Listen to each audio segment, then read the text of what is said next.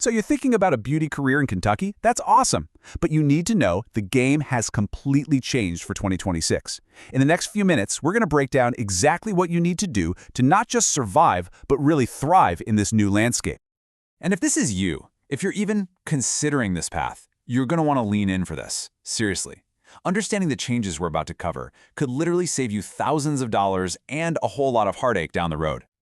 Look, the old playbook for beauty school, just show up, get your hours, and get a job, that's not going to cut it anymore. It's like the rulebook's been totally rewritten. With new regulations, new tech, and a huge focus on the client experience, you've got to be way more strategic. All right, let's dive right in. What does this new beauty landscape even look like? Well, for 2026, it's all about finding your way through this mashup of state rules, artificial intelligence, and that good old-fashioned human touch.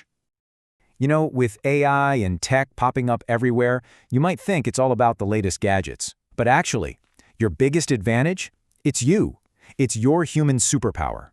That ability to connect, to show empathy, that's what's really going to make you stand out. And this all boils down to a pretty powerful idea called humanization. It's a way of learning that sees you as a human service professional, not just someone who can do a good haircut or facial. The whole point is to build you up, to restore that personal dignity, and to help you see the huge impact you have on people's lives. Okay, I know. Triadic learning architecture sounds kind of fancy, right? But it's actually super straightforward. Think of it in 3 parts. First, you've got the College of AI. It handles all the heavy lifting, the science, the scheduling, the boring admin stuff. That frees you up for the second part, the College of Human Service, where you get to focus on what really matters. Empathy and connecting with your clients. And it's all built on a foundation, the College of Humanization, which is all about building your confidence and that yes, I can attitude. Okay, let's switch gears and get into the nitty-gritty, because to protect your future and your wallet, you've got to master the rules and learn how to dodge some pretty common traps. And this is super important. The Kentucky Board of Cosmetology does not mess around with their requirements. Let's take cosmetology, for example, 1,500 hours total. But look closer at that last column, the public service threshold. You cannot perform chemical services on a real, live person until you've hit 250 hours of basic instruction. Hitting these milestones is your first big hurdle. So how do you protect all those hard-earned hours? With a strategy I call the doctrine of overcompliance. Basically, it means you cover your bases and then some. You operate above the bare minimum. Say you work a charity fashion show, you need to document every single detail, every minute, to make sure you get credit. It's all about protecting the work you put in. All right, beyond the rules, let's talk about the big one, money. We have got to talk about the debt trap. This is a huge one, getting stuck with high-interest federal loans for a program when there might be a much more affordable cash-based way to do it. And look, these aren't just numbers on a screen. For the 2025-26 school year, that's 6.39% interest rate plus the fees they tack on. That's real money that follows you around for years. Over a decade, that interest can add thousands of dollars to what you actually have to pay back, turning a manageable cost into a major burden. So you've really got 2 roads you can go down here. The traditional debt-based model, it's pricey, takes longer, and you start your career already in a hole. Or you've got the cash-based model. It's way more affordable, gets you into the workforce months faster, and you can start earning and building your future without that weight of debt on your shoulders. And when you actually do the math, the difference is it's staggering. We're talking about a potential $20,000 swing. Think of it like a double scoop of awesome. First, you save a ton of money on tuition.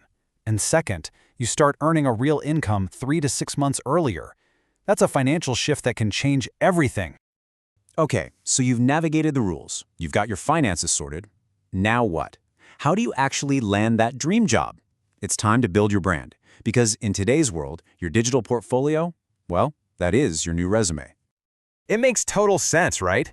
This industry is all about what you can create, what things look like. A piece of paper with your work history just doesn't cut it anymore. Salon owners, they want to see your work. They want proof of what you can do. So, what does a killer portfolio actually have in it?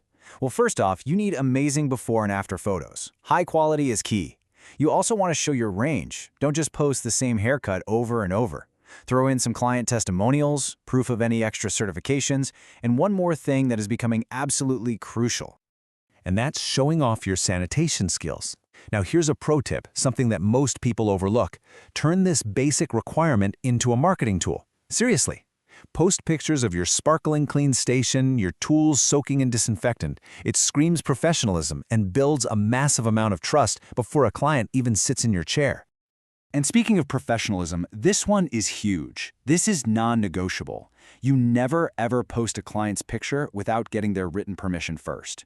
Using a media release form protects you legally, sure, but it also just shows that you are a true professional who operates with integrity. All right, we are in the home stretch. Let's talk about making that leap from the classroom to the salon floor, from apprentice to, well, the CEO of your own career. Because your first 90 days are absolutely critical. So, after you pass those state board exams, which you will, you're not just thrown to the wolves. Kentucky has a mandatory 6-month apprenticeship, and this isn't just another box to check. It's a protected time for you to get real, hands-on salon experience with a mentor guiding you before you go off on your own. And this leads to your first huge career decision. Do you work for commission or rent a booth? Now, booth rentals sounds amazing. Total freedom, right? But the financial risk is massive when you're just starting out and have no clients. Honestly, for almost every new grad, a commission-based job is the smarter, safer play. It gives you stability, mentorship, and a chance to build your book. So, after all this planning and hard work, what's the payoff look like? Well, let's look at the numbers.